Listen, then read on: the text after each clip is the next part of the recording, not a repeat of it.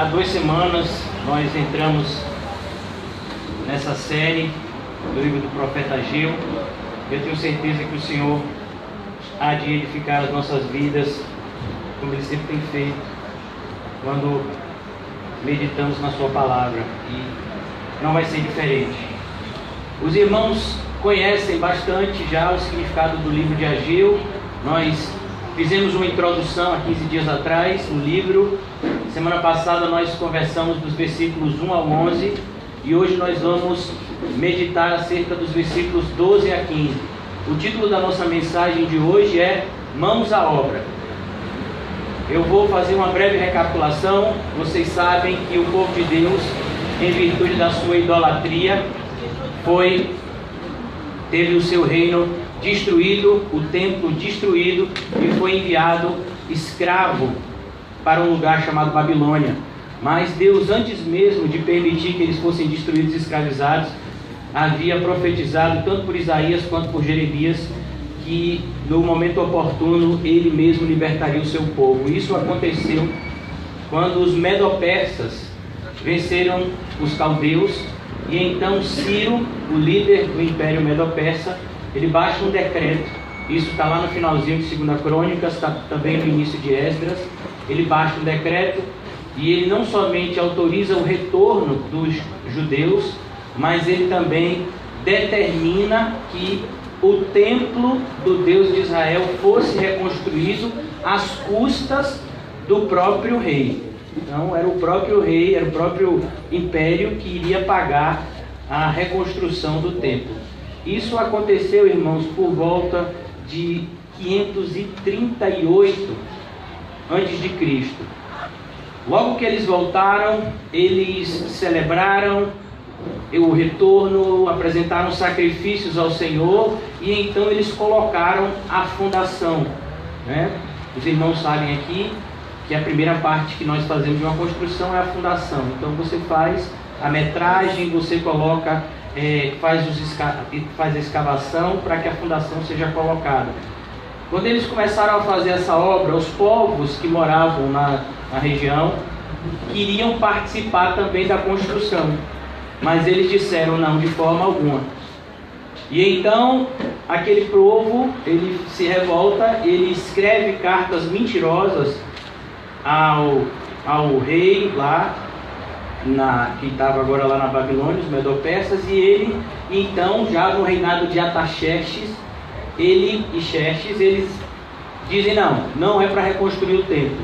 Mas esses reis que foram engodados pelos inimigos do povo de Deus, eles morrem, e agora um novo rei chamado Dario assume, e Dario autoriza que seja reconstruído. Tudo isso que eu estou dizendo a vocês vão ver de forma muito mais clara no livro de Esdras, nos capítulos iniciais do livro de Esdras. Então há uma autorização de Dario para a reconstrução do templo. Só que a grande questão é que o povo, em virtude do próprio Deus ter enviado uma seca, Deus enviou um período de escassez. Então o povo, ele postergou a obra de Deus. Não, ainda não é tempo. É assim que a gente viu aqui no versículo 2 do livro de Isaías. O povo não disse que não iria fazer o que Deus mandou, porque não se esqueça, irmãos, quem voltou com Zorobabel não foi todo o povo judeu. A grande maioria dos judeus, diga-se de passagem, permaneceram na Babilônia. Quando Ciro baixa o decreto e diz, vocês estão autorizados a voltarem para o reino de vocês, grande parte das pessoas já haviam se casados, já estavam trabalhando, já estavam com a sua vida estabilizada, foram 70 anos, já estavam estabilizados na Babilônia, e a maior parte desses judeus não quis retornar. Mas a própria Bíblia já tinha dito que Deus sempre trará um remanescente fiel. Amém. E cerca de 50 mil judeus, mais ou menos, voltaram. E esses que voltaram, eles eram de fato pessoas fiéis, por isso que eles voltaram. Mas mesmo pessoas fiéis podem se distrair com as coisas do mundo. Mesmo pessoas fiéis podem se esquecer que a prioridade é de Deus. mesmo pessoas fiéis serão tentadas e influenciadas pelas trevas para que não coloquem Deus em primeiro lugar.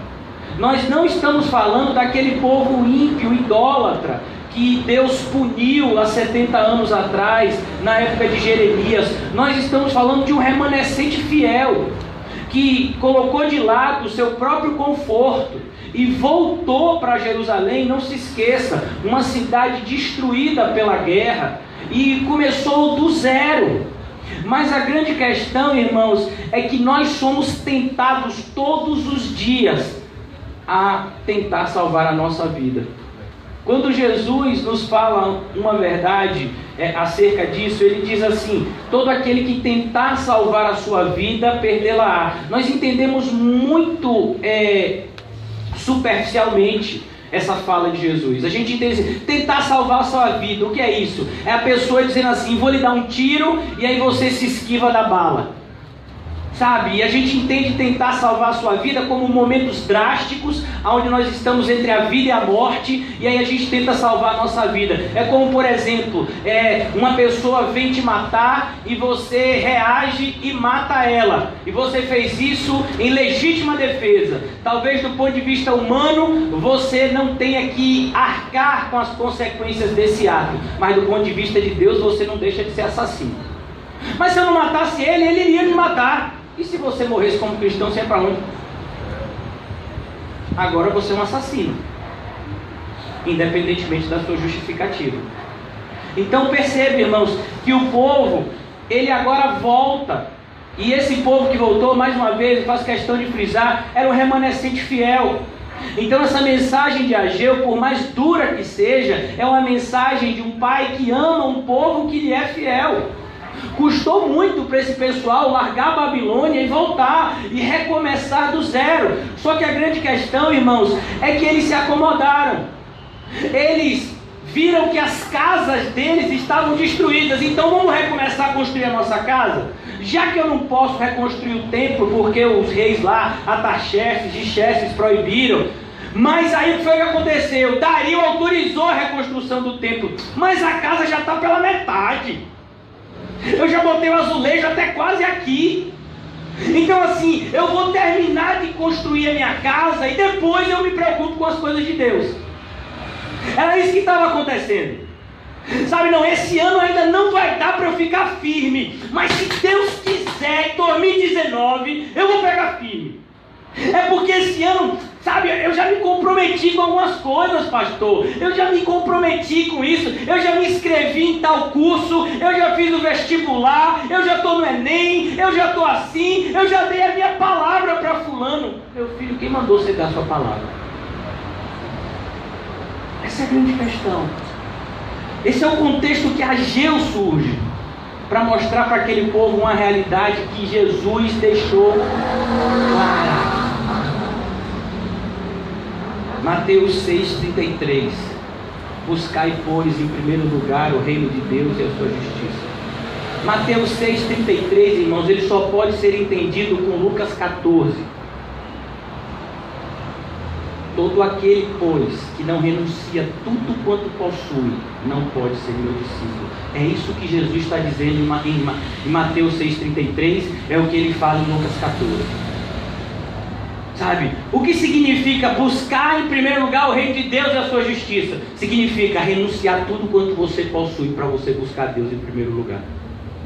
Era isso que esse povo precisava aprender. A gente vai ver, irmãos, quando você estuda o livro de Ageu junto com o livro de Esdras, você vai ver que esse povo voltou na maior alegria. Sabe, porque eles viram a palavra de Deus se cumprindo. Você imagina, irmão, Jeremias tinha profetizado 70 anos antes. Era praticamente impossível aquele povo ser liberto. Mas Deus fez com que surgisse um império mais poderoso do que os caldeus, os medo-persas, e Deus fez com que esse império medo-persa tivesse uma outra estrutura de governo. Enquanto que o império dos caldeus possuía uma estrutura centralizadora, por isso que eles traziam os escravos das nações que eles dominavam.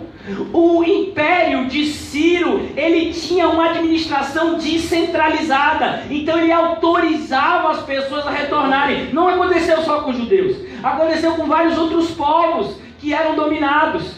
Então ele autorizava que esses povos tivessem uma determinada autonomia. E quem fez isso, irmão? Deus move o coração de justos e ímpios. Sabe, essa é a profundidade da revelação que está em Romanos 8, 28. Todas as coisas cooperam para o bem daqueles que amam a Deus. Todas. Ah não, mas tem um ímpio que está no poder. Meu filho, todas as coisas. Mas um ditador assumiu a Síria, a Líbia. Todas as coisas cooperam para o bem daqueles que amam a Deus e que foram chamados segundo o seu propósito. Todas as coisas. Não existem más notícias para os cristãos, porque todas as coisas cooperam para o bem deles. E esse povo precisava entender. E Deus já havia agido, fazendo com que os reis Artaxerxes e Xerxes morressem. E agora um novo rei surge, o rei Dario, que não confunda esse Dario com o Dario de Daniel, é outro Dario. E aí esse rei Dario agora, ele autoriza a reconstrução do templo, e quando você vai ver lá em Esdras, salvo engano, capítulo 6, ele ainda diz que quem ia pagar era o próprio império. Com os tributos recolhidos, esses tributos, em vez de irem para o tesouro do império, deveriam ser usados para a reconstrução do templo de Israel. Está escrito lá no capítulo 6 de Esdras. Mas o povo relaxou. Deixa eu terminar minha casa primeiro. Deixa eu fazer meu curso primeiro. Deixa eu fazer meu concurso. Deixa eu me casar, pelo amor de Deus. Falta só 25 dias, 40 segundos, 25 milésimos de segundo. Sabe, só falta um pouquinho. Eu não tenho como dar prioridade para as coisas de Deus agora. Meu filho, o chamado de Deus é urgente. Sabe, eu não estou aqui jogando água fria em ninguém, pelo amor de Deus, mas eu vou usar isso como exemplo, porque eu creio que eles são pessoas espirituais. A gente acredita que daqui a pouco vai ter um casamento aqui. Que dia é mesmo, irmã Sandra, que todo dia a senhora avisa? Dia 6 de abril, uma sexta-feira, 7 da noite. Então, por favor, 4h30 da tarde já estejam aqui, que a irmã Sandra vai estar meio-dia já a partir daqui. Então, 6 de abril, a gente acredita que vai haver um casamento aqui na igreja. Será que vai? Deus é que sabe. Será que a gente vai estar vivo daqui para até lá? Será que Salvador vai existir? Se cair um meteoro? Se tiver um tsunami? Se houver um golpe militar aqui no Brasil? Sabe, irmãos, daqui para 6 de abril, tantas coisas podem acontecer. Tantas coisas. Mas a gente diz, não, até 6 de abril, minha prioridade é o casamento. Eu espero que não seja de vocês. Eu espero que a prioridade de vocês seja buscar a Deus. Não só até 6 de abril, mas até a volta do Senhor e no céu mais ainda. Então é isso que ele está mostrando para esse povo. Ele está dizendo o que Jesus falou: não tem problema você cuidar da sua casa, desde que você dê prioridade a Deus. Não tem problema você trabalhar, desde que você dê prioridade a Deus. Não tem problema você criar seus filhos, desde que você dê prioridade a Deus. Não tem problema você fazer atividade física, desde que a sua prioridade seja Deus. Se a sua prioridade não é Deus, tudo que você fizer é pecado. Pode ter a melhor aparência de santidade. Você está distribuindo seus bens às pessoas com fome na África. A prioridade não é Cristo? Isso é pecado. Sabe? Romanos 14, 23. Tudo que você faz sem fé é pecado. É pecado. Mas isso é uma atitude tão boa do ponto de vista de quem? Porque em Isaías 64, as nossas obras de justiça diante de Deus são como trapos imundos. Então, o que Ageu estava querendo mostrar para aquele povo é que não adiantava eles tentarem buscar salvar a sua vida, porque sem Deus eles iriam perder. O contexto de Ageu é o mesmo contexto do Salmo 127. Inútil é você acordar de manhã cedo, dormir tarde. Irmãos, essa é a realidade do nosso mundo. Você acorda 5 horas da manhã. Você vai às estações Pirajá, Mussurunga, já está tudo lotada. Gente que acorda cedo, o sol nem nasceu. Por quê? Porque tem que chegar no trabalho em ponto. Tem que bater o ponto 7 da manhã. Sabe que horas acorda? 4h30. Faz o almoço. Por quê? Porque não vai comprar comida na rua que é cara. Então acorda antes para preparar o almoço, para botar na marmita lá. 4h30 da manhã, 5 horas pegou, pega trem, pega metrô, pega ônibus, ainda faz um trajeto de pé para chegar no trabalho muitas vezes 10 para as 7. Por que a pessoa faz isso? Porque ela acredita que o seu sustento é a prioridade. Se eu não for, vou me demitir. Se me demitir, não tenho condição de sobreviver. Isso glorifica a Deus? Não. Isso envergonha o nome de Deus. Não o fato de você acordar cedo, mas o fato de você ficar refém desse sistema. Você pode acordar, não 4h30, sabe, você vai acordar 4. Por quê? Porque de 4 a 4h30 você vai orar. E aí você vai fazer tudo o que as pessoas fazem, mas você vai fazer com prioridade com Deus. Se eu perder o emprego, Deus está no controle. Eu não sou refém desse sistema. Minha confiança está em Deus, não no homem. Jeremias já nos ensinou no capítulo 17, maldito é o homem que confia no homem, e bendito é aquele que confia no Senhor. Amém. E você essa manhã, é maldito ou bendito? Então Ageu está mostrando essa realidade. Ageu estava mostrando que aquele povo estava muito mais preocupado com aquilo que eles viam do que com aquilo que eles não viam. Sabe qual é a única pessoa aqui nessa manhã que a gente não está enxergando? É a mais importante. Jesus. Ele está aqui. Eu não sei, provavelmente está ali do lado de Mário. Só que veio de terno para a igreja, Jesus deve estar ali, na elegância, né, que ele está ali. Então, ele está aqui, você está vendo ele? Você está vendo? José, como é o nome? Sua mãe acabou de me dizer, mas eu já me esqueci, meu irmão. Doriedson. Rapaz, esse é nome de presidente. José Doriedson o quê? Oliveira. Olha que coisa, Oliveira. Esse é o nome de presidente, meu filho. Então, ele está aqui, Jesus, mas você está vendo? Não. E é por isso que a gente se preocupa às vezes muito mais. Será que essa rosa está bonita nesse lugar? Será que as cadeiras foram bem arrumadas? Será que o púlpito está bem apresentado? Será que o sistema de som está com qualidade? Eu acho que o pastor está gritando, fala mais baixo, pastor. Então a gente fica preocupado com as coisas visuais, com o calor, com a luz. Será que a iluminação está boa? E com Cristo que está aqui, você está preocupado? Ele está sondando a sua mente e o seu coração. Ele sabe exatamente onde o seu pensamento está agora. Eita, teve gente que se desesperou. Ele sabe. E às vezes, para essas coisas, por isso que Paulo vai dizer, nós não nos atentamos para as coisas que se veem. Porque as coisas que se veem, elas são temporais. Sabe, irmãos? O vestido de noiva que a irmã vai usar daqui a 100 anos vai ser um trapo. Porque se desgasta o tecido. Então, as coisas, por mais caras que sejam, elas são temporais. Há 30 anos atrás, 30, 40 anos atrás, você tinha um Fuscão preto, irmão. Você era o cara. Fuscão preto. Há 30 anos atrás você tinha uma Brasília amarela. Eita, bombava na praia, Brasília. Motor atrás, rapaz, quando chegava. Hoje em dia o camarada chega com uma Brasília, meu filho, você está orando, Senhor, abençoa.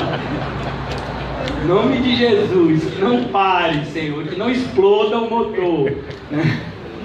Porque as coisas da terra, elas têm um prazo de validade. Você pega um iogurte, meu filho, tem lá o prazo de validade. Tem crente que diz assim, não, eu vou orar, o prazo já venceu. Eu vou orar e vou tomar porque Deus vai me abençoar. Vai não, viu? Você vai tomar e vai ficar doente. Porque a Bíblia diz, não tentarás o Senhor teu Deus. Tá lá o alimento com prazo de validade vencido, você vai dizer, pai, abençoa e toma. Aí você está tentando a Deus. Foi o que o diabo fez. Lança-te daqui de cima lá para baixo. Jesus disse, lanço nada. não tentarás o Senhor teu Deus. Então aqui o profeta Ageu, ele está dando, irmãos, um saculejo naquele povo. Porque o crente, meu filho, é igual carro velho, só pega no tranco. Amém. Você já viu? A pessoa para na rua e você fica até com misericórdia, né?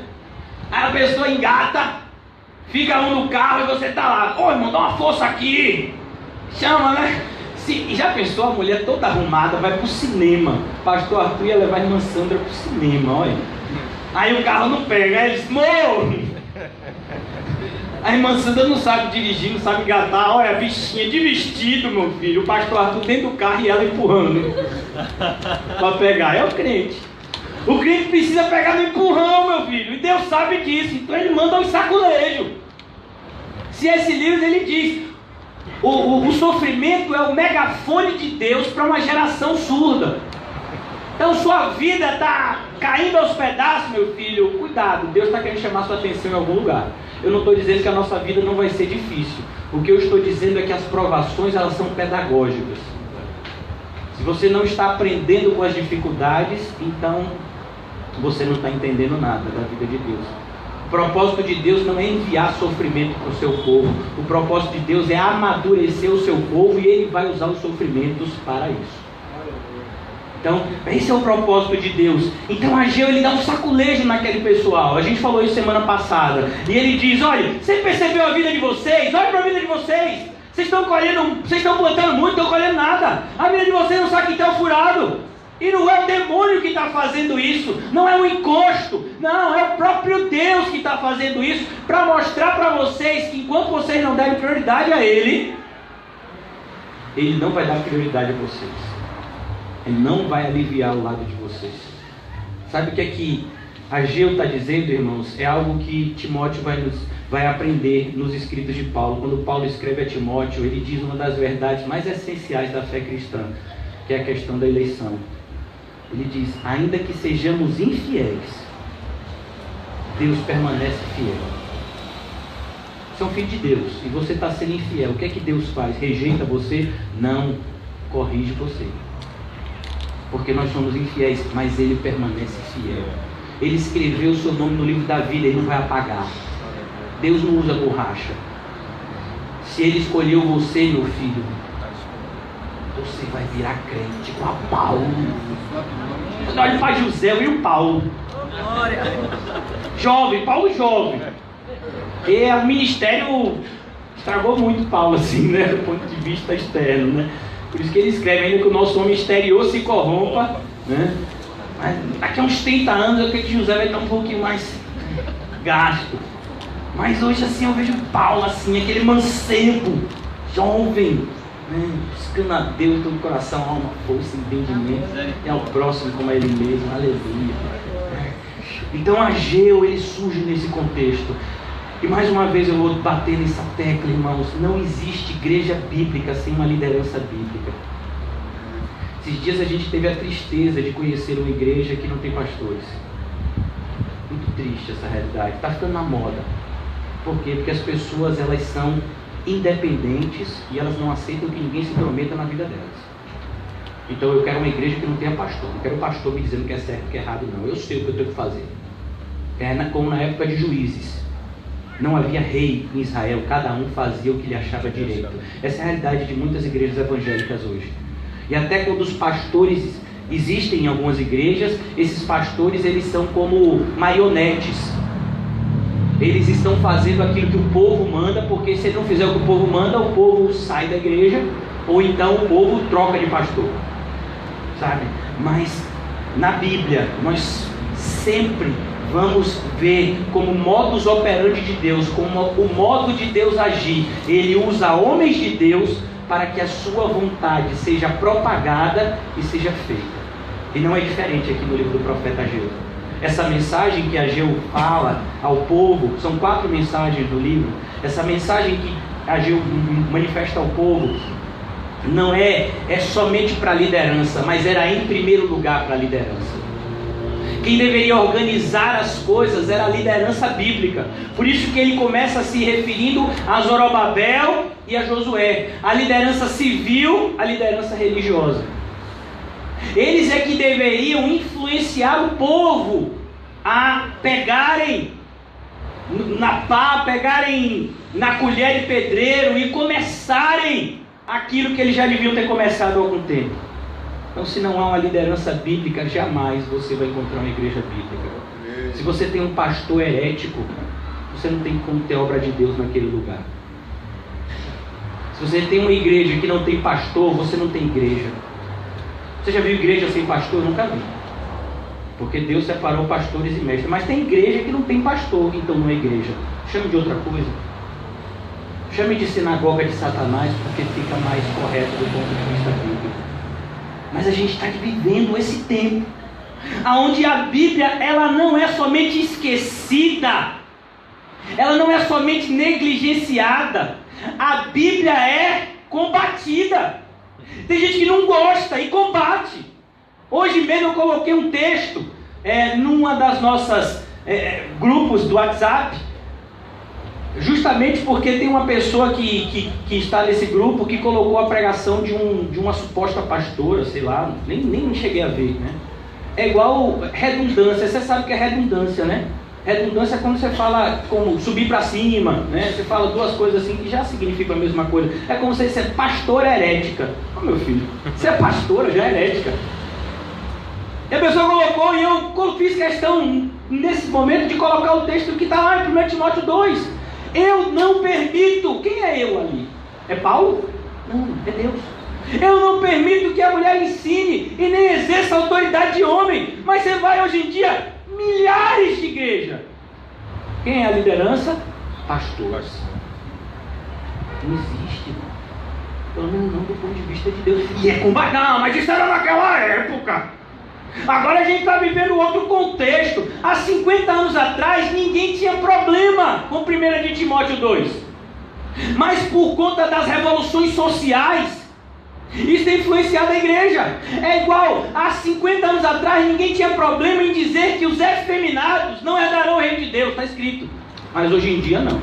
Hoje em dia você falar isso, você é o quê? Você é um homofóbico. Não pode mais dizer. Por quê? Porque a sociedade mudou e a igreja tem que mudar de forma alguma.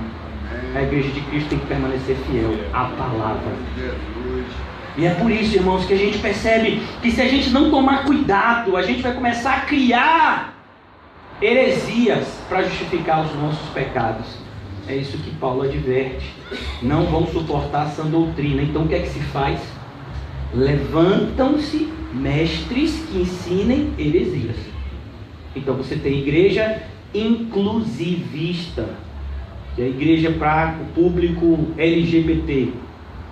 Você vai ter igrejas, sabe, que defendem as mais diversas práticas abomináveis do ponto de vista de Deus. Mas mas Deus é amor. E aí, debaixo desse jargão que Deus é amor, você justifica tudo, meu filho. E a gente vive debaixo desse universo. Por que eu estou dizendo todas essas coisas antes sequer mesmo de ler os 3 versículos aqui que a gente vai meditar hoje? Porque fazer a obra de Deus, irmãos, não é reformar a igreja. Fazer a obra de Deus não é trocar a fiação da igreja, ainda que essas coisas possam ser feitas. Fazer a obra de Deus é algo espiritual. Toda a obra de Deus inicia-se de joelho. Amém. Amém.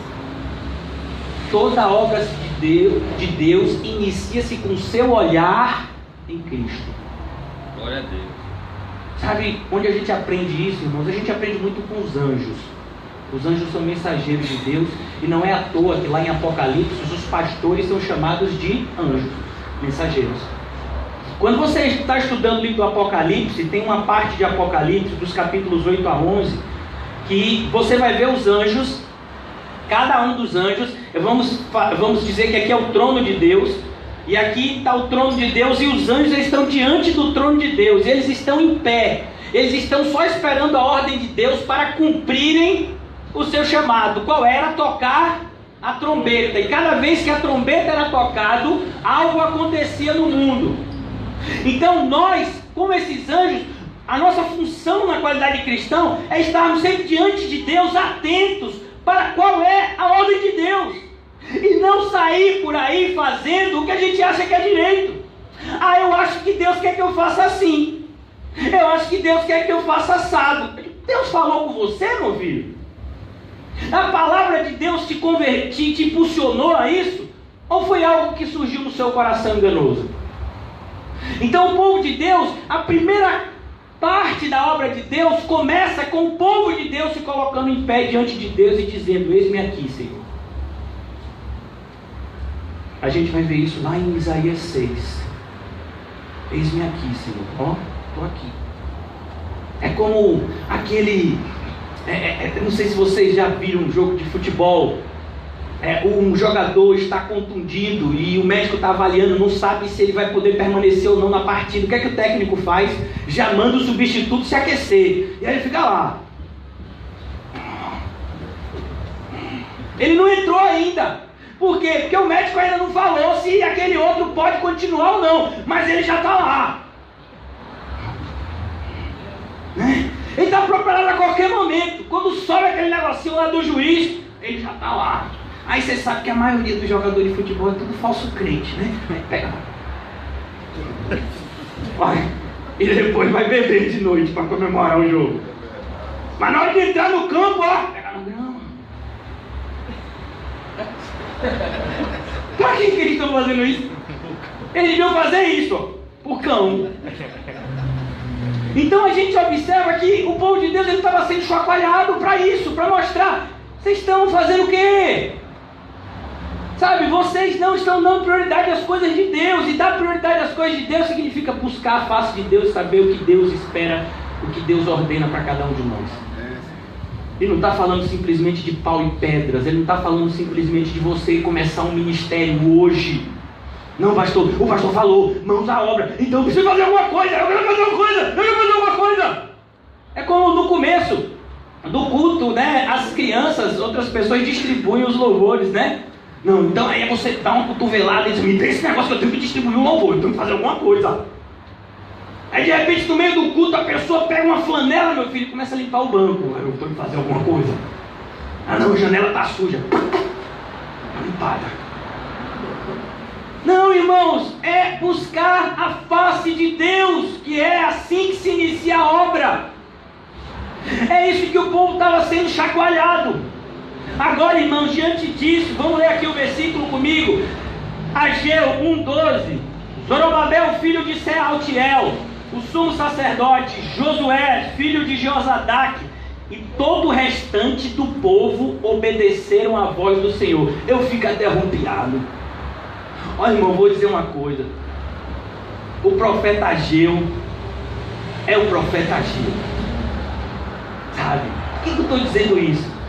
Porque quase nenhum profeta de Deus viu o resultado da sua pregação. Isaías pregou mais de 60 anos e não viu nada, só viu o povo ficando cada vez mais ímpio. Jeremias pregou sei quanto tempo, meu filho, e o povo tome-lhe em Jeremias. E de repente Ageu prega 4 meses e o povo obedece. Glória a Deus. 4 meses foi o ministério profético de Ageu. Foi um dos profetas mais rápidos da Bíblia. Por que a gente sabe que foi 4 meses? Porque a Bíblia mostra. Cada mensagem começa dizendo justamente o tempo dela. Ó, no primeiro ano, no tal mês, no tal dia, o povo fez assim, o povo fez assado. E aqui a gente vê, o camarada fez uma pregação e isso moveu o coração do povo. Porque quando Deus quer, é assim. Às vezes a gente fica habituado com o pessimismo. E o cristão, ele nem é pessimista e nem otimista. O cristão é cristão. Acredita em Deus. E Deus pode fazer tudo. Sabe? De repente, domingo que vem, a gente está chegando aqui na igreja e vocês vão ter que colocar o carro, meu filho, lá embaixo, porque esse estacionamento vai estar lotado. Quando vocês subirem na igreja, vai estar sem cadeiras, porque as pessoas vão estar no chão, que não dá mais gente aqui entrando. As pessoas vão estar até aqui, ó, entulhadas aqui pertinho, e eu vou ficar meio que, milindrado. Vão ter quase 500 pessoas aqui no culto. Depois, o que foi que aconteceu? Será que o pastor botou propaganda na Globo? Eu nem vi essa semana. Será que vem algum pastor de fora? Não, porque se Deus quiser trazer milhares de pessoas para ouvir essa mensagem que você está ouvindo, Ele traz. Sabe, se todas as pessoas que a gente convidou, de repente te ligassem e te dissessem, domingo que vem eu vou com você. O pastor tinha que ter 2 ônibus, né? E aí vem todo mundo, já pensou? Todo mundo, domingo que vem. Todas as pessoas, imagine todos os seus parentes que são ímpios. Eles decidiram vir domingo que vem para a igreja. Já pensou? Deus fez isso. Domingo que vem, todos os nossos parentes que hoje não são cristãos, que a gente já está orando há algum tempo para que sejam, eles vão vir. Seu marido, seus filhos, avô, papagaio e cachorro não, só gente, viu? Então todo mundo vem para cá. Deus pode fazer isso? Pode. Ele pode. Olha aqui ele fazendo. Vai pegar o livro de Jonas, todo mundo se converteu na cidade de Nínive. Às vezes a gente começa a entrar numa espécie de pessimismo protecionista. Esse é um termo até que eu inventei agora. Porque a gente se torna pessimista para nos proteger de decepções. Ah, não vai se converter não. Acho muito difícil, pastor, não vai dar não. Cadê a sua fé? Está onde? Sabe, a gente vê aqui em Ageu, ele faz uma pregação, meu filho, e todo mundo botou a mão na obra. Quase 50 mil pessoas começaram a buscar a Deus, da noite para o dia, literalmente. A gente vai ver, na verdade, que daqui a pouco o povo vai se desmotivar e vai precisar ser motivado de novo. Mas isso é digno de nota. O que é que representa aqui em Ageu? É o crescimento da igreja, irmão. Uns plantam e outros regam. Quem dá o crescimento é o Senhor. Eu queria convidar vocês a abrirem rapidamente comigo. Deixa marcado aí Ageu, daqui a pouco a gente volta. Mas abra comigo, é maravilhoso. Eu não sei se vocês já leram, mas o livro de Tessalonicenses é primoroso. Não é à toa que temos 2 cartas aos Tessalonicenses. O apóstolo Paulo chega lá em Tessalônica cheio de marca, meu filho. De onde? De Filipos. Ele tinha acabado de ser açoitado em Filipos. As marcas não tinham nem cicatrizado ainda. Pastor, como é que você sabe disso? Lê a Bíblia, meu filho. Assim que ele foi preso, teve a conversão do carcereiro de madrugada, quando foi de manhãzinha cedo que os juízes perceberam que ele era romano, ficaram com medo e mandaram ao Paulo ir embora. Então Paulo sai de lá de Filipos, e onde é que ele para? Qual é a próxima cidade que ele para? Tessalônica. Paulo chega lá em Tessalônica. Olha o que está escrito aqui em Tessalonicenses capítulo 2. 1 Tessalonicenses capítulo 2, eu acho maravilhoso ler isso, tem tudo a ver com o que a gente está falando aqui de Ageu. Irmãos, vocês mesmos sabem que a visita que lhes fizemos não foi inútil, ó. Não foi inútil. O que significa não foi inútil? Foi útil. Gerou transformação, gerou salvação, gerou santificação, gerou purificação. E ele diz mais: apesar de termos sido maltratados e insultados em Filipos, os cristãos de Tessalônica tinham todo motivo para desprezar Paulo do ponto de vista humano, porque Paulo tinha acabado de ser açoitado em Filipos, e Filipos e Tessalônica, elas são mais ou menos próximas. Tudo que acontecia numa cidade a outra sabia. Aí, rapaz, esse pessoal veio de lá e bateram nele, esse pessoal não deve ser boa coisa. Mas eles receberam Paulo bem, apesar de Paulo ter chegado lá todo maltratado, insultado em Filipe. Como vocês sabem, com a ajuda de nosso Deus, tivemos coragem de anunciar-lhes o Evangelho de Deus em meio a muita luta. Não foi fácil para Paulo pregar em Tessalônica. Os judeus lá de Tessalônica, alguns se levantaram contra a pregação de Paulo, mas ele pregou o Evangelho pela coragem que Deus deu. Porque Deus não nos tem dado espírito de covardia, mas de coragem. Sabe? Coragem. Olhar para as pessoas e dizer: está errado, vamos fazer o certo.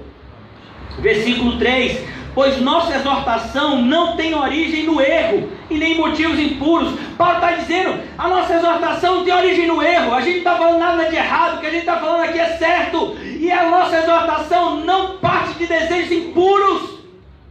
Nosso desejo é puro, é querer que a vontade de Deus se realize como boa, perfeita e agradável. Qual é a vontade de Deus? Que as pessoas ouçam o Evangelho e sejam salvas. Ao contrário, não temos a intenção de enganá-los, ao contrário, como homens aprovados por Deus. Olha que ousadia no falar.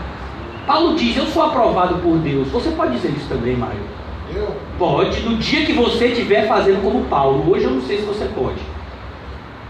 Mas no dia que você estiver vivendo como Paulo, crendo como Paulo, se entregando como Paulo se entregou, você pode dizer, eu creio que eu estou sendo aprovado por Deus. Por quê? Porque a palavra de Deus te garante.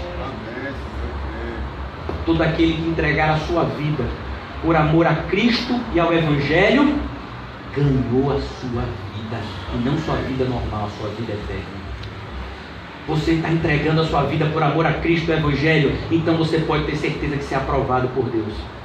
Outra forma de você ter certeza que você é aprovado de Deus, você é um obreiro aprovado, você manuseia bem a palavra do Senhor.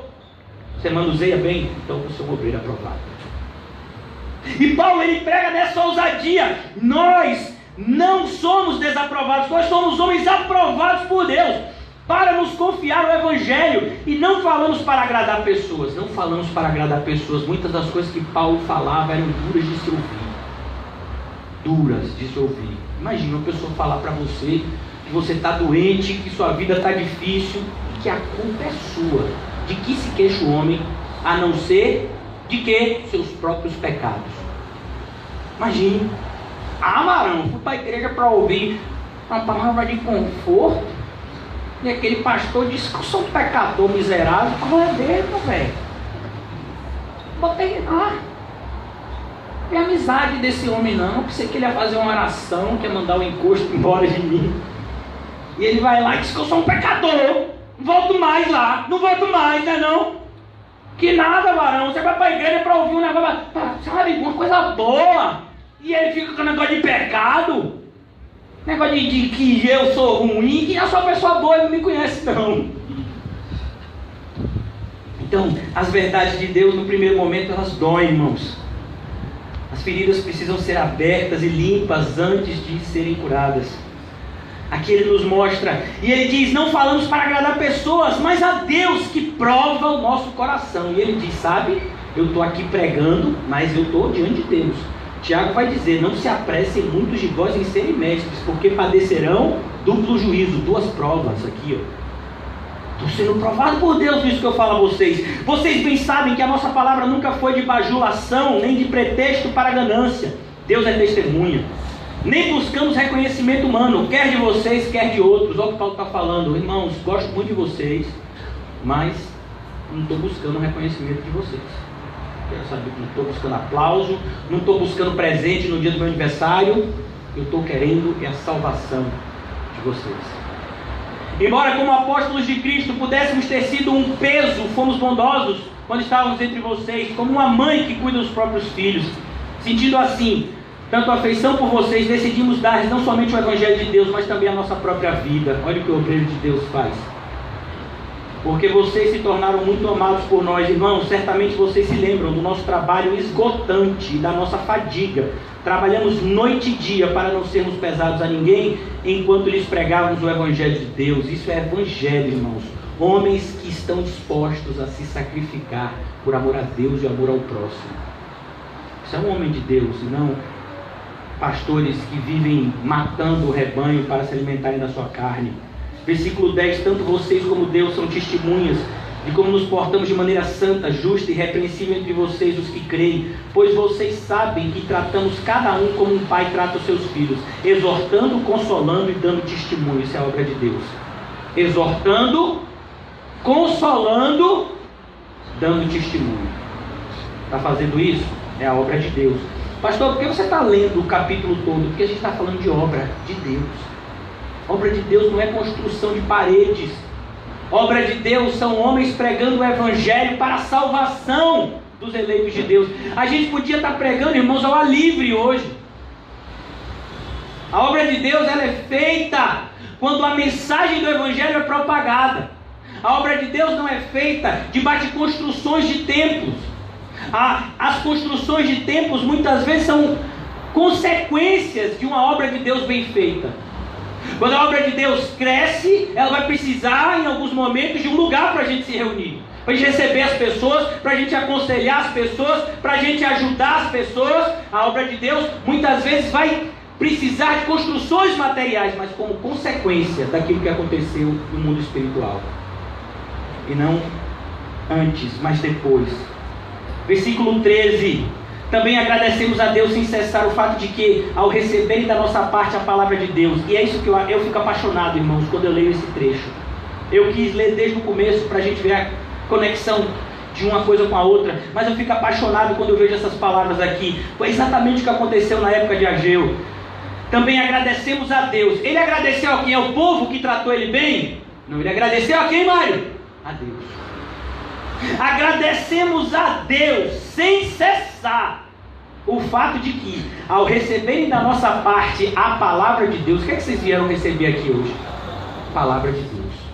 Vocês não vieram receber uma pregação preparada por um pastor medíocre como eu. Ainda que eu tivesse pós-doutorado em teologia, ainda que tivesse escrito 300 livros, vocês jamais deveriam se dirigir aqui à boca do rio para ouvir o que eu tenho a dizer a vocês. Mas nós todos, inclusive eu, estamos aqui para ouvir o que Deus tem a nos dizer por intermédio da sua palavra. Nenhum homem é capacitado para falar de Deus se ele não anda com Deus. Então a gente observa que, ao receberem da nossa parte a palavra de Deus, vocês aceitaram não como palavra de homens, mas conforme ela verdadeiramente é, como palavra de Deus. Irmãos, quem está falando aqui nessa manhã para vocês, não é o medíocre Lisandro Gomes Cunha Neto, não, é Deus. Ele escolheu usar esse vaso de barro desprezível, talvez porque eu seja o mais desprezível de todos aqui. Ele escolheu que alguns anos atrás eu fosse mensageiro da sua palavra. Eu não escolhi isso. Quem me conhece há mais tempo sabe que essa seria a última função na minha vida que eu desempenharia. A última, pregar.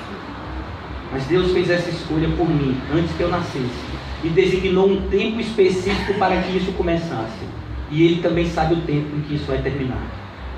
Então a gente observa que quando um homem de Deus prega, é Deus falando. E a gente tem que levar muito a sério, irmãos, quando Deus está falando por intermédio da sua palavra. Porque a palavra de Deus, irmãos, ela sempre traz consigo dois aromas: de vida e de morte, de salvação e de condenação. E a gente precisa estar atento, irmãos. O povo de Deus na época de Ageu estava sendo corrigido por uma desobediência à palavra. E a palavra de Deus estava se cumprindo na vida deles. Deuteronômio 28. Se vocês não levarem a minha palavra a sério, eu vou punir vocês como? Eu vou fechar os céus. Eu vou impedir que vocês colham frutos da terra. E aquilo que estava acontecendo com as pessoas na época de Ageu era o cumprimento da palavra de Deus em relação ao seu povo, quando o seu povo lhe desobedecia.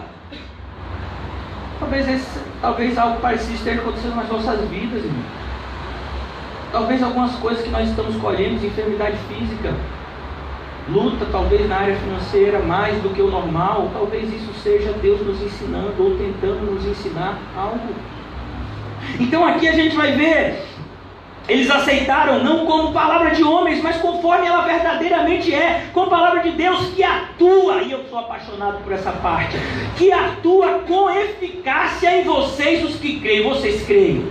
Amém? Vocês creem? Então essa palavra de Deus vai atuar com eficácia na sua vida nessa manhã. Eu não sei se você vai dar fruto daqui a 30 segundos, ou daqui a 30 minutos, ou daqui a 30 dias, mas essa palavra de Deus na hora certa vai frutificar na sua vida, porque Deus não é homem para que minta, nem filho do homem para que se arrependa. A palavra de Deus, ela sempre vai operar com eficácia dos que creem. Não necessariamente na mesma velocidade, mas ela vai operar com eficácia. É por isso que o servo de Deus, quando prega a palavra de Deus, ele tem que pregar a palavra de Deus com toda longanimidade e doutrina. E eu já expliquei, vou dizer, eu gosto de explicar longanimidade. Longanimidade, falo direto lá na Ibária. Longanimidade, irmãos, é uma palavrinha no grego que significa aquilo que começa depois que a paciência termina. Sabe, tem definições melhores, mas essa é uma definição que para nossa compreensão. Então, pastor, minha paciência acabou. Então chegou a hora, Vitor, de você ser longânimo. Pastor, minha paciência acabou com os meus filhos, então seja longânimo com eles. Porque Deus é longânimo com você. Então, é isso que ele está dizendo aqui para essas pessoas. Ela operou com eficácia nos que creem, porque tem pessoas que não creem, e nessas pessoas a palavra de Deus não vai surtir nenhum efeito. Essas pessoas, elas têm um coração de pedra. Isso não significa que o coração é duro, o coração está morto. A nossa oração é que Deus regenere esses corações para que no momento certo tenha eficácia. Então aqui em versículo 14, eu já estou concluindo essa parte, irmãos. Porque vocês, irmãos, tornaram-se imitadores das igrejas de Deus. E essa é a consequência de quem ouve a palavra de Deus da forma correta.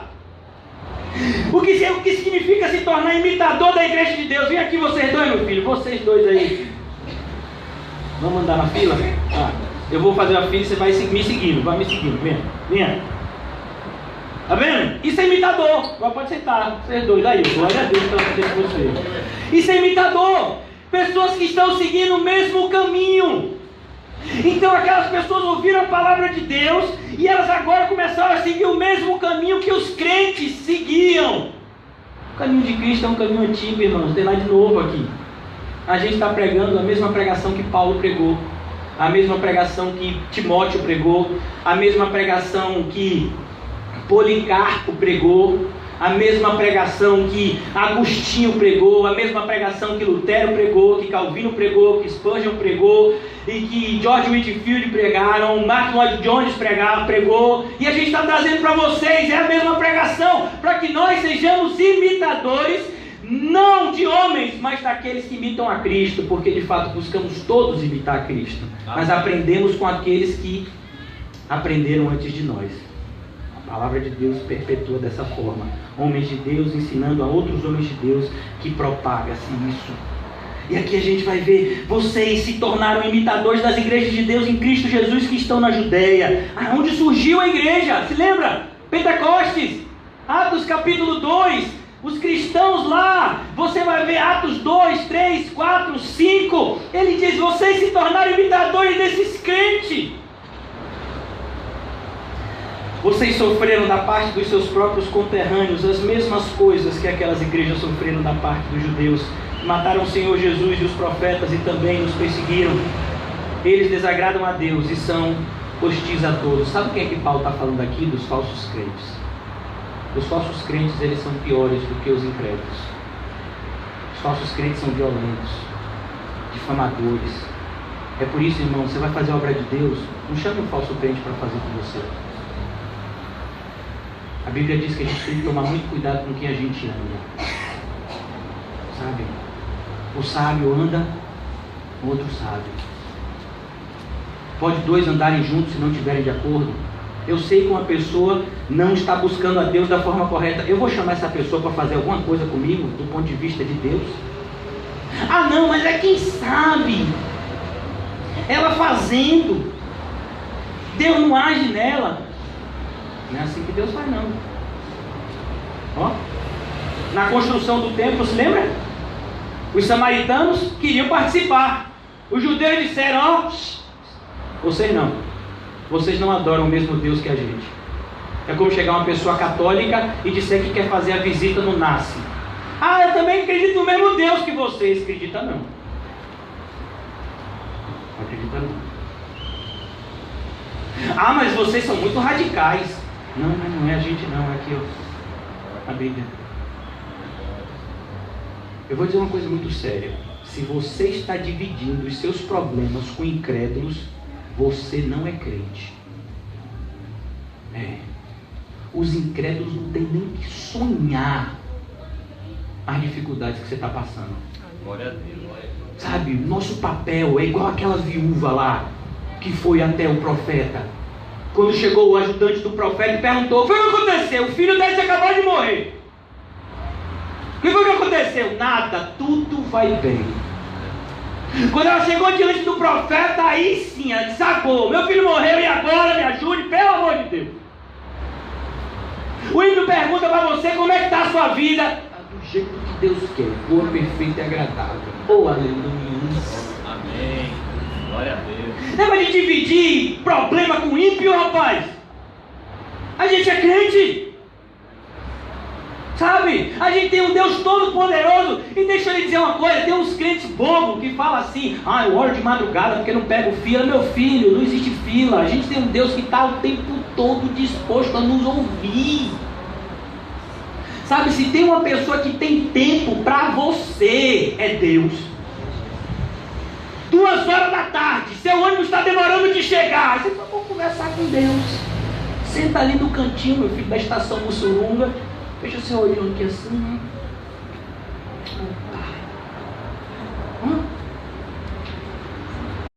7 horas da manhã. Você está andando em direção a Garajuba, fazendo culpa com o marido. E aí tá lá, 7 horas da manhã. E a pessoa, a esposa, sabe, está orando: Senhor, bota a vontade de caminhar no meu marido. E Jesus, Pai, que ele aprenda a comer sem sal, sem açúcar. Jesus, muda o paladar dele. Está orando. E Deus está ouvindo? Tá.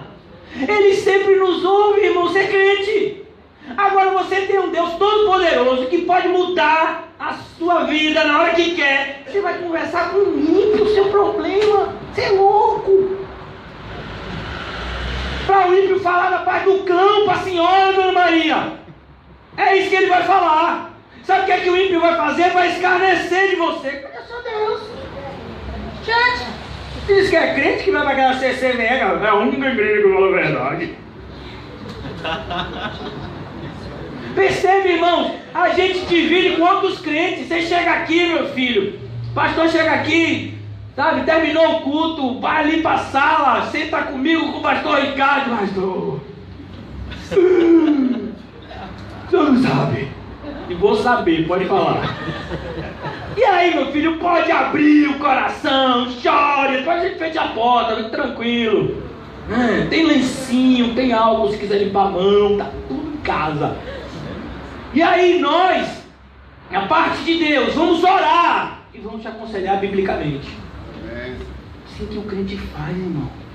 O crente não sai por aí chutando para tudo quanto é direção para ver se cola. Sabe o ditado do mundo: quem não chuta não faz gol. O crente não vive dando um murro no ar, ele sabe o que está fazendo. É isso que Paulo vai dizer em 1 Coríntios 9. Alvo é uma flechada, alvo. Uma flechada, alvo. Uma flechada, alvo. Por quê? Porque não é você que está segurando a flecha, você é a flecha. Deus que está enviando você para o alvo. E aqui ele mostra a gente. Eu quero voltar agora para Ageu. A gente só falta 3 horas para eu concluir essa parte. Eu acho que a gente vai emendar. Já sair daqui direto lá para Mussurunga. Vai ser maravilhoso hoje. Então aqui ele vai, voltando agora para Ageu 12. Todo o restante do povo obedeceu à voz do Senhor. Irmão, no dia que a gente vê isso, já pensou? Pastor Arthur vai para Ibari, terminou o culto. Quando ele chega lá na Ibari, tem uns 5 irmãos na porta da Ibari, de joelho. Aí o pastor Arthur tem que tomar remédio. O que foi que aconteceu aqui? Alguém morreu? Morreu, pastor, a minha carne. Eu estou aqui para servir a Deus do seu lado. Sabe, então essas coisas vão acontecer, irmão. Você crê? Você vai voltar para sua casa, seu marido vai estar lá em joelho do lado da cama orando por sua vida. Amém, Jesus. Ai, obrigado pela esposa que tu me deste. Ajuda ela a me perdoar por todas as coisas erradas que eu já fiz. Ai. A esposa, quando vê um negócio disso, faz assim: será que é verdade? Eu estou sonhando. Deus é capaz de fazer muito mais do que pedimos ou pensamos. Você já pensou o momento que aquela pessoa que você ama vai se converter? Pois é, vai ser melhor ainda. Vai ser maravilhoso, porque Ele é capaz de fazer muito mais do que pedimos ou pensamos. Minha mulher, está ali a bichinha. 8 anos atrás ela orou para eu virar crente. Virei pastor. Olha. Glória a Deus. Coisa louca. Cuidado, quando você for orar, tem uma hora de parar. É igual a pessoa diz assim: Senhor, abre minha madre. Passou 5 anos, 17 filhos. Você esqueceu? Você não pediu para abrir? Agora aguente, meu filho. O pessoal diz: ah, queria tanto ter filho, quer ficar com um. Olha, Deus só manda de 10. Tem um ali que já é só o primeiro que está chegando. Não coce a cabeça mesmo. Então, a ideia é justamente essa. Eles ouviram a voz do Senhor e obedeceram, irmãos. E quando a gente obedece a voz de Deus, é tanta alegria. Feliz é a nação cujo Deus de Israel é o Senhor. Obedecer a Deus é o momento mais legal do nosso dia. É o momento mais extraordinário da nossa vida, quando a gente sente Deus dentro de nós, nos movendo, porque é Ele que opera em nós tanto querer quanto efetuar. Para você fazer a vontade de Deus, significa que Ele opera essa vontade dentro de você. Que maravilha! Você começa a sentir, tem um negócio aqui dentro. Eu estou parecendo irmã Sandra. O que é isso? É Deus! E ele diz aqui: o povo obedeceu a voz do Senhor, o seu Deus. Olha como é que começa, irmãos, esse capítulo. Eu vou ler de novo aqui, a partir do versículo 1, acompanhe comigo. No primeiro dia, no 6º mês, no 2º ano do rei Dario, a palavra do Senhor veio por meio do profeta Ageu, ao governador de Judá, Zorobabel, filho de Selatiel, ao sumo sacerdote Josué, filho de Josadaque, dizendo: assim diz o Senhor dos exércitos, este povo. Deus estava de mal. Deus estava. Este povo. Já pensou? Se eu dissesse assim: este Júnior. Aí vai dizer: o pastor está chateado comigo. Tem gente que, se o pastor não... mano, tudo bom? O pastor nem me abraçou hoje. Foi alguma coisa que contaram para ele. Foi Ricardo que fez minha caveira com o pastor. Foi ele.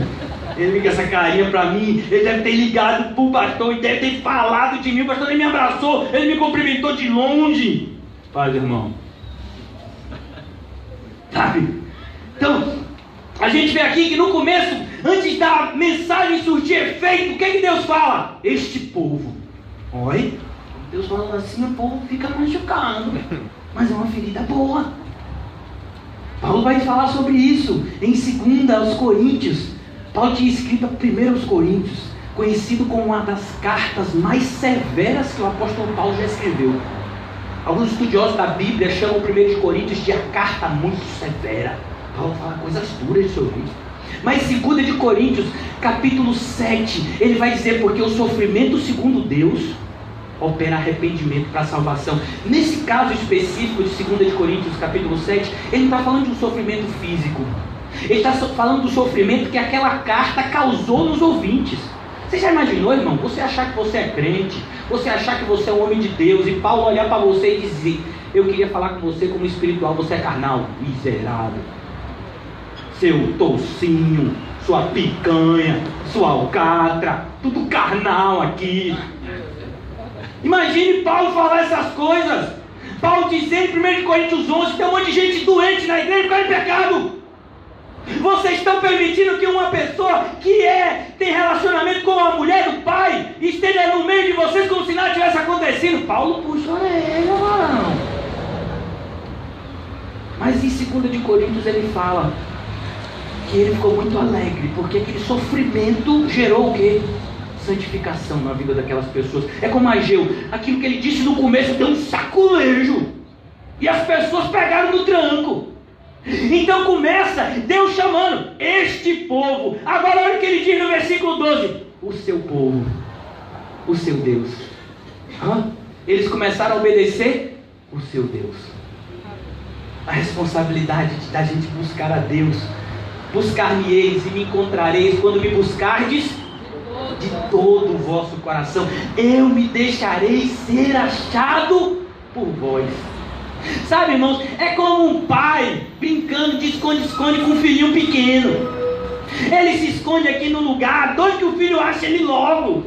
Aí o filho não está achando, ele fala: papai está aqui. Aí o menino chora: ué, toma um susto, olha. É assim, irmão.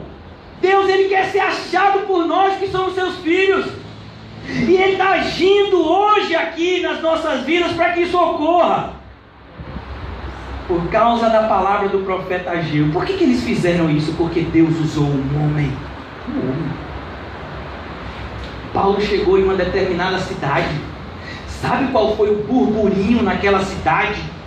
Aqueles homens estão colocando o mundo em cabeça para baixo. Chegaram até nós. Quando a gente chegou em feira foi assim. Chegou um carro, um espinha aí, tem 7 homens dentro. Nem sabia que tinha carro que cabe 7, cabe. Trouxeram até um leão com ele. Imagina. E não vieram de um pastor não, vieram foi 2, foi. Rapaz, chegaram aqui, o negócio vai pegar, viu?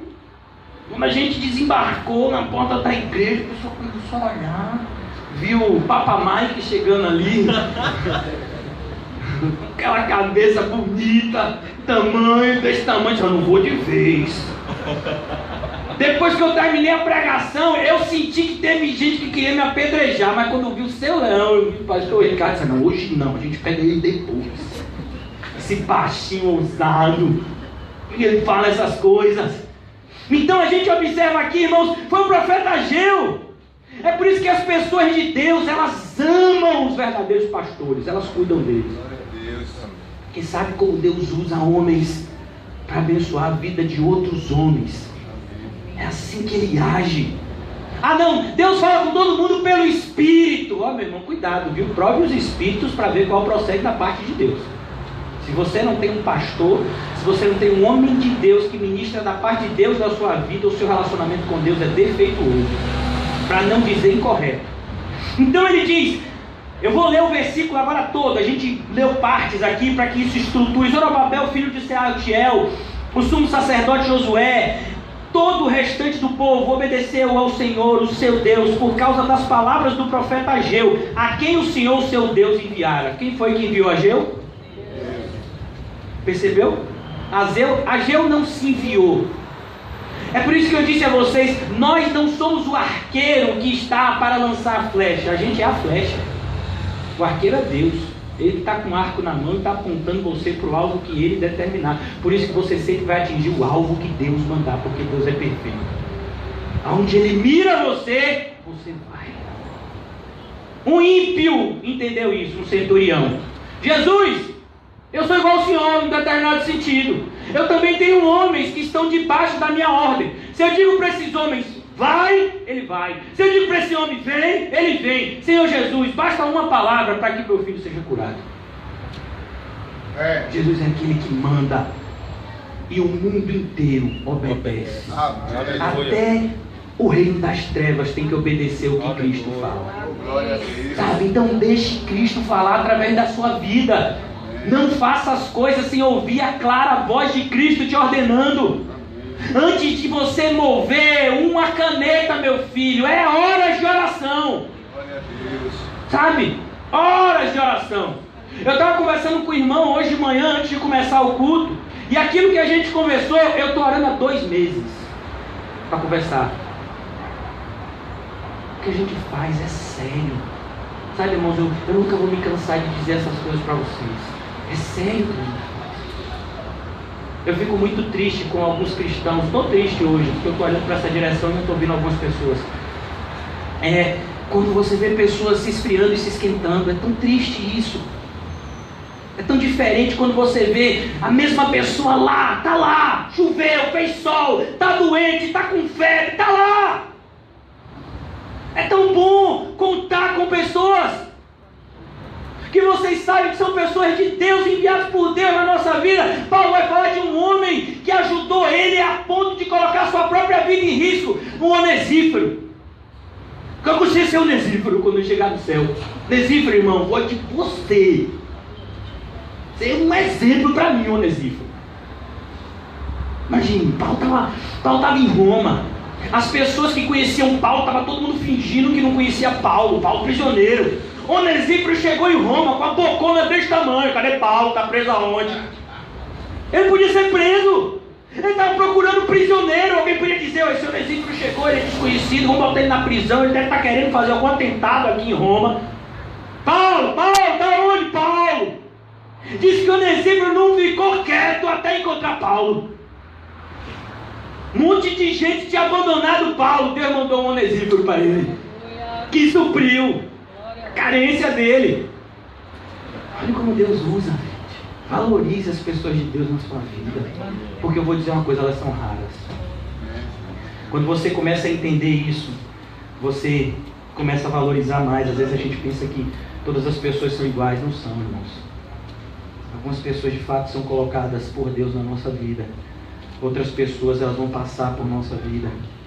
E a gente tem que valorizar aqueles que Deus envia, a quem o Senhor Deus enviara. Foi assim que Ageu chegou diante daquele povo. E o povo temeu ao Senhor. Olha que coisa maravilhosa. Não é um temor de medo, é um temor de reverência. É um temor de levar a sério. É um temor de entender que Deus é prioridade na nossa vida. Esse temor aqui, ele está associado diretamente com a palavra amor. A gente ama tanto a Deus que a gente teme magoar Ele. Como é que eu vou magoar aquele que morreu por mim? Como é que eu vou magoar aquele que me amou de tal maneira que deu a vida do seu Filho unigênito para eu crer nele e ser salvo? Não posso magoar Cristo. Por isso que quando Paulo está falando da graça na carta aos Romanos, algumas pessoas conjecturavam e diziam: já que a graça é tão grande assim, então vamos pecar para a graça de Deus ser mais abundante. Paulo chega e diz: não faça essa loucura. Como é que a gente vai pecar, irmãos? Cristo morreu pelos nossos pecados.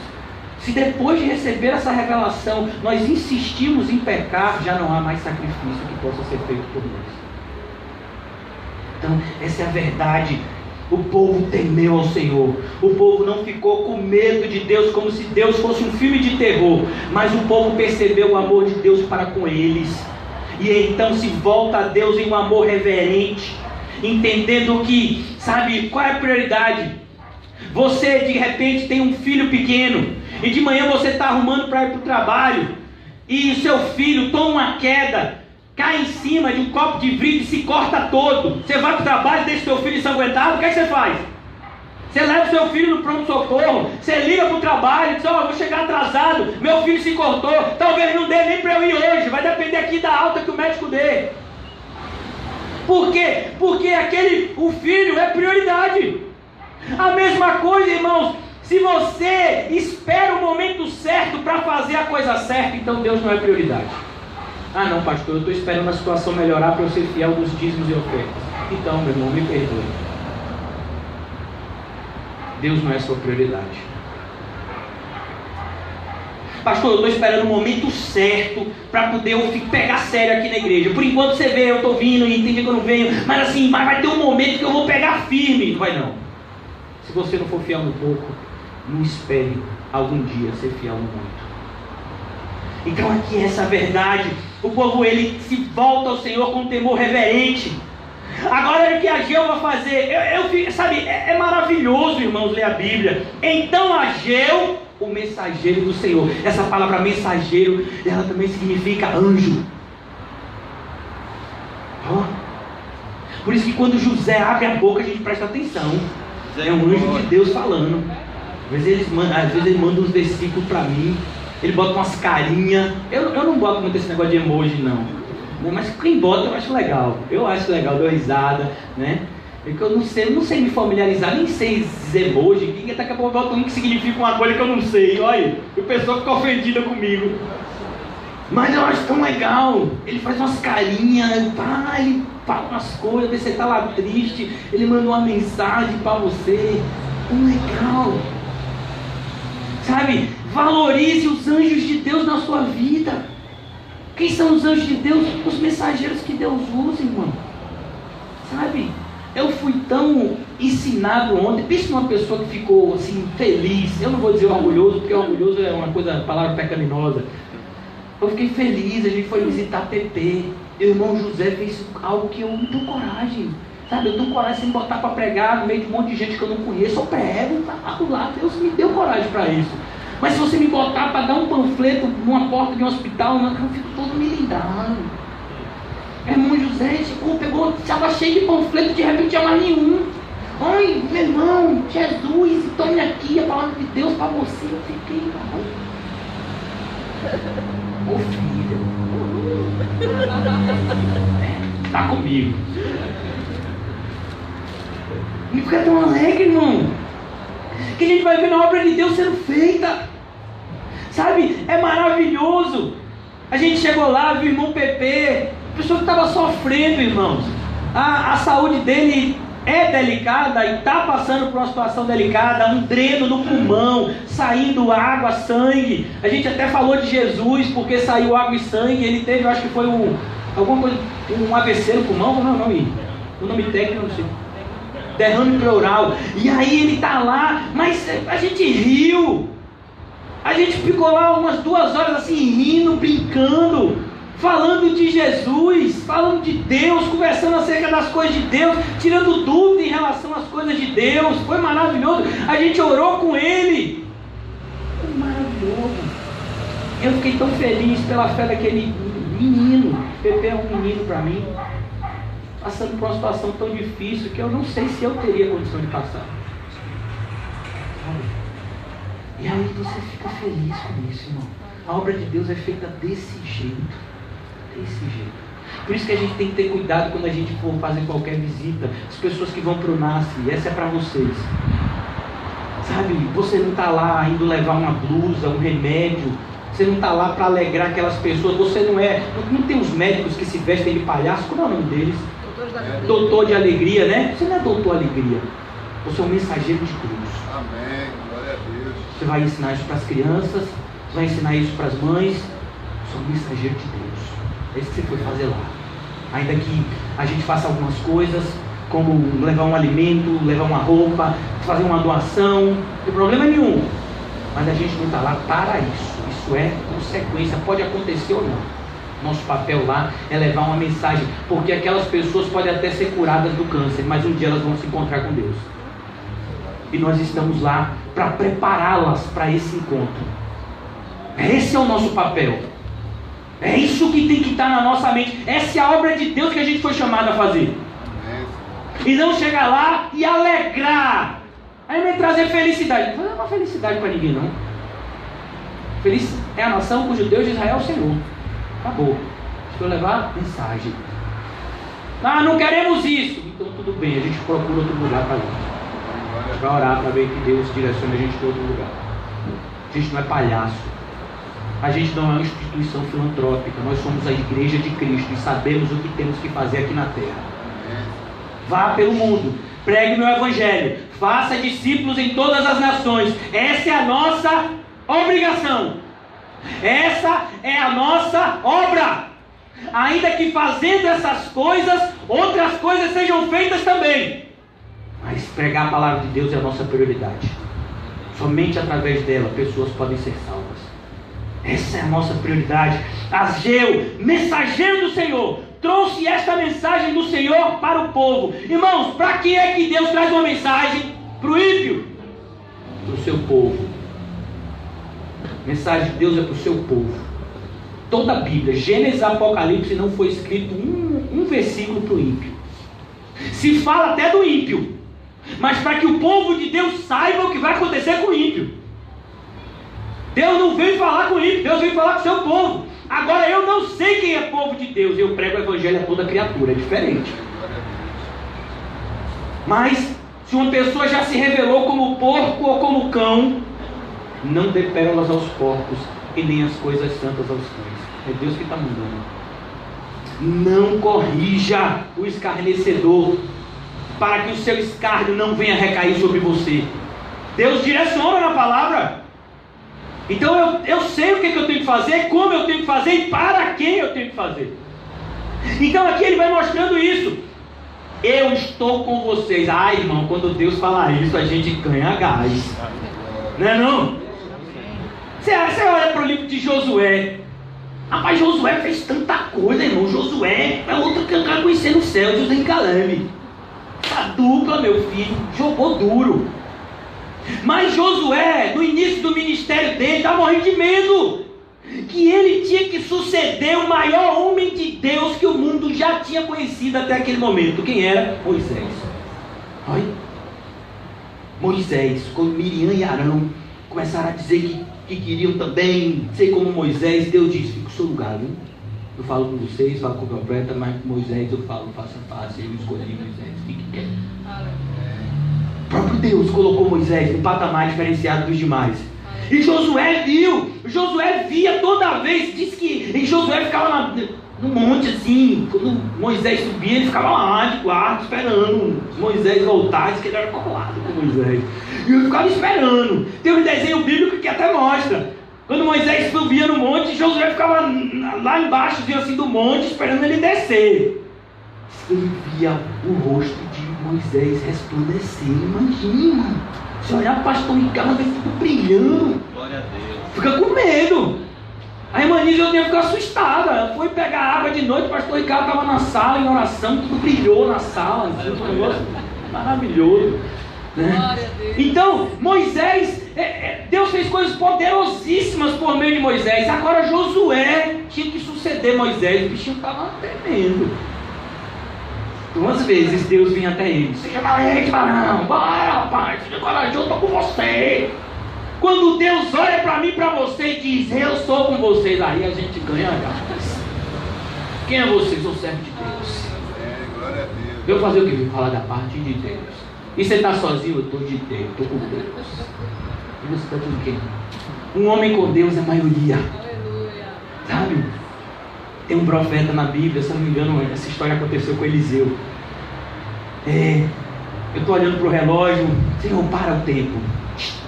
E Eliseu está lá, e ele estava lá com o seu ajudante. Só que naquela época, se eu não me engano, eram os sírios. Eram os sírios ou os assírios, mas eu tenho quase certeza que eram os sírios. Os sírios, eles estavam em guerra, eles viviam em guerra com Israel. E aí o Eliseu está lá, e Eliseu sempre estava avisando ao rei aonde os sírios iam atacar. Teve uma hora que o rei sírio ficou achando que tinha um traidor no meio dele. Rapaz, toda vez que eu vou atacar Israel, eles sabem que eu vou atacar por aquela região e se preparam. Tem algum traidor no nosso meio. Aí o povo ficou com medo do rei mandar matar alguém. Disse: não, tem nenhum traidor aqui não. É que lá em Israel tem um profeta. É o tal de Eliseu. E aí ele avisa o povo por onde é que o senhor vai atacar, e o povo se prepara. Então vamos matar esse Eliseu. Onde é que ele fica? Ele fica ali numa casa, ele fica sozinho. Olha, o povo achando que Eliseu era sozinho.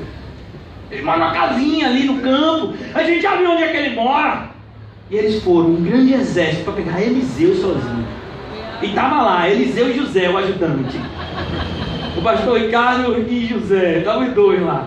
E aí o pastor Ricardo está lá, em oração. O pastor Ricardo sempre acorda às 4h30 da manhã para orar por nós. Eu acho que eu estava dormindo. E ele estava orando. E José estava dormindo. Só que José acordou 4h30 para 5 com fome. E aí ele foi na geladeira, quase não usando, vou pegar uma coisa. Quando ele foi à geladeira, ficava perto da janela. E aí José pegou assim, pegou o que, meu filho, na geladeira? Um desses pão que João deu, né? Um desses pastéis de Deus. Aí José está bem, assim, bem tranquilamente comendo.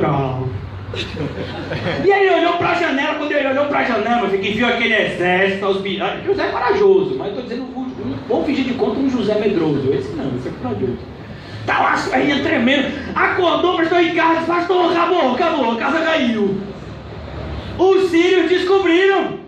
E vieram todo mundo para matar. Tem um milhar de sírios aí. Acabou, vamos morrer. Faz a última prece aí. Eliseu diz: oh, incrédulo. Eliseu já estava vendo o exército celestial ao redor. Mas José ainda não estava, o bichinho. Aí Eliseu orou. Eliseu disse: pai, abre os olhos.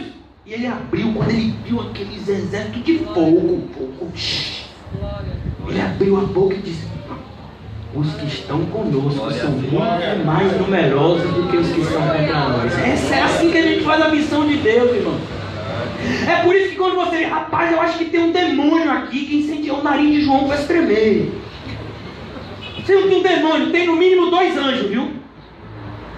E como se não bastasse isso, tem o Espírito Santo de Deus dentro de você. Por isso que a Bíblia vai dizer em Tiago: sujeitai-vos a Deus, resisti ao diabo, e ele fugirá de vós. Quem tem fragmento de você é o cão, rapaz. Quando o cão perguntar: quem você é? Você tem que dizer, eu sou um filho de Deus. Me respeite. Porque todo aquele que é nascido de Deus não vive pecando. Por isso Deus o guarda e o diabo não toca. Isso é Bíblia, irmão. Então eles começam: eu sou com vocês, declara o Senhor. É o que Paulo vai dizer em Romanos capítulo 8. Se Deus é por nós, se Deus é por nós, se Deus é por nós, rapaz, a gente ganha gás. Por isso que tem gente que vai chegar no STJ, ministros, arrependam-se, enquanto é tempo. Chegará um tempo que não haverá mais tempo. Os ministros do STJ tudo cai e chora. Você já sabe até quem é. Está ali no fundinho, ali ó, no fundo ali orando. Imagine, pastor Arthur está lá, Mussurunga, a comitiva está conduzindo o governador, quebra na porta da Ibari. Ah, com ousadia. Governador, arrependa-se. Rapaz, Rui fica tremendo. Então a gente observa isso. Deus vai fazer a sua obra. E Ele escolheu você para participar. Olha que alegria. É como, por exemplo, irmão, quando eu nunca mais fui jogar bola, tô com o joelho tudo trupiado, a coluna, tá acabado um negócio, beleza. E aí, quando eu jogava bola, que o pessoal escolheu o time, se fosse do mesmo time que o pastor Ricardo, eu já ficava alegre. Ele joga bola. Eu sou perna de pau, mas ele joga por mim, por ele. Se botasse no time, pastor Ricardo, Luzinho, Quinho, rapaz, não perdi um barba. E ainda botava Mário Bondade de quarto zagueiro. Pronto, meu filho. A gente só tinha que chamar SAMU para ficar já de prontidão. Porque é um trombo, meu filho, um desmaio. Mas quando você é escolhido por um time vencedor, você já pensou, meu filho, se o Real Madrid te chama? Sabe? Eu não sei se você sabe, quando você vê na Copa do Mundo, né, time ganhando, tem aqueles que estão com colete, eles ganham a mesma medalha, estavam na reserva. Porque eles não eram tão bons quanto os titulares, mas eles estavam lá. E não ganha a mesma medalha? Não ganha o mesmo troféu? A gente está lá no time de Deus, é o time vencedor. Por isso que Paulo vai dizer, em Cristo Jesus nós somos mais. E você está com medo de fazer a obra de Deus, por quê, rapaz? Você já venceu. O que Deus mandar você fazer, faça. Não faça de olho fechado não, faça de olho aberto, viu? Mas faça. Porque assim que as coisas são feitas. Trabalhar para Deus é o melhor ofício do universo. Eu não estou falando de trabalhar para Deus só no sentido de pregar publicamente, mas testemunhar biblicamente onde Deus nos soprar. Sabe, é isso que a gente tem que fazer, irmãos. Que Deus encoraje cada um de vocês nessa manhã. Eu tinha ainda outras coisas a dizer, mas eu creio que eu farei isso na semana que vem por conta do horário. Então, não permita que o medo invada o seu coração. Você faz parte de um time vencedor. Você é do time de Deus. Você é um filho de Deus. Sabe, Deus tem um cuidado com você que você nem sabe. Você está dormindo, Deus está cuidando de você. A Bíblia vai dizer que não dorme e nem toscaneja. Sabe o que é toscanejar? É aquele cochilozinho que às vezes você está sentado. Sabe, o pastor Arthur está lá no ônibus lá. Sabe assim? Isso que é toscanejar. Você não dorme, o Quinho não, o Quinho desmaia. Quinho sobe no ônibus, meu filho. É Dona Eliane que sabe. Ela sobe no ônibus, sentou na cadeira, aí Dona Eliane conta. 3, 2, 1. Aí quando já está chegando ali no Cardeal da Silva, Dona Eliane, Quinho. A profeta. Meu filho. Mas o pastor Arthur não. O pastor Arthur ele está cansadinho, né? Está lá, acordou cedo, botando ele para caminhar. E aí ele está lá no ônibus. Isso que é toscanejar. Diz que o Senhor não toscaneja. Ele está o tempo todo atento assim a você. Até um diabo fica com raiva de você, irmão. Como é que a gente sabe disso? A gente olha lá para o livro de Jó. Quando Deus fala, tá vendo meu servo Jó? diabo diz, estou vendo, não deixa ninguém encostar nele, não tem graça. É desse jeito até eu. Olha o diabo é diabo, viu, rapaz? Porque Deus faz assim com os seus filhos. A Bíblia diz que o Senhor acampa os seus anjos ao redor dos que temem e os guardam. Você é guardado por Deus, irmão. Está acontecendo algumas dificuldades na sua vida para o seu próprio bem. Amém. Não é para o seu mal, é para o seu próprio bem. Você está protegido por Deus. Jesus fez com você, Ele fez como a galinha faz com os seus pintinhos. Ele colocou você debaixo das suas asas. É o que está escrito lá no Evangelho de João. Ele é o pastor, você é ovelha. Ninguém pode arrebatar você da mão dele. Sabe por quê? Porque o Pai que deu é mais poderoso do que todos. Você é ovelha de Cristo. Quem é que vai ousar tocar em você? Só aqueles que o próprio Cristo autorizar para o seu bem. Deus está no controle. Ele sempre esteve e estará no controle. Sabe, quando a gente olha para o livro do Apocalipse, eu vou até fechar, irmão, porque quando eu fecho aí tem assim, você entende, ainda 2 minutinhos. Quando a gente olha para o livro do Apocalipse, uma das coisas mais lindas do livro do Apocalipse é a visão do trono de Deus. É lindo. Está lá no capítulo 4 e capítulo 5 de Apocalipse. O trono de Deus, e aí João ele vai descrevendo a visão do trono de Deus através de pedras preciosas que trazem consigo simbolismo. E aí você tem lá um sardônio, você tem um arco-íris como esmeralda, e Deus está sentado lá no seu trono. Onde é que Deus estava quando Jesus morreu? No trono. O que uma pessoa faz no trono? Ele governa. E toda a sua criação obedece.